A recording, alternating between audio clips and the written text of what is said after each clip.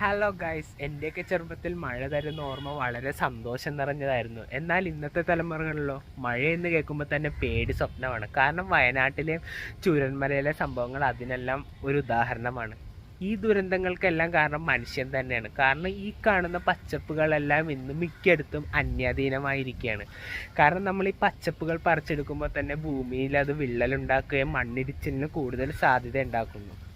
അതുപോലെ തന്നെ കരിങ്കൽ ഖനനവും എല്ലാം നമ്മുടെ പ്രകൃതിക്ക് ദുരന്തമുണ്ടാക്കുന്ന ഒരു സംഭവങ്ങൾ തന്നെയാണ്. അതുപോലെ തന്നെ പുഴയുടെ തീരത്തെ സംരക്ഷിക്കുന്നതിന് വേണ്ടി കണ്ടൽക്കാടുകൾ നമ്മളെ സഹായിക്കുന്നത് വളരെ വലുതാണ് കേട്ടോ.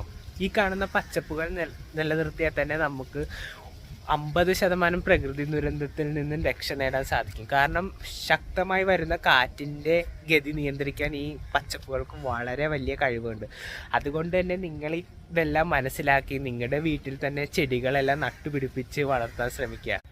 അങ്ങനെ നമുക്ക് നമ്മുടെ പ്രകൃതിയെ സംരക്ഷിച്ചുകൊണ്ട് ഈ കാണുന്ന ദുരന്തങ്ങളെല്ലാം നമുക്ക് തരണം ചെയ്യാൻ സാധിക്കും. അതുകൊണ്ട് തന്നെ ജീവിതത്തിൽ നല്ലൊരു ആശംസകൾ നേർന്നുകൊണ്ട് ഞാൻ ഈ വീഡിയോ അവസാനിപ്പിക്കുന്നു. Bye bye.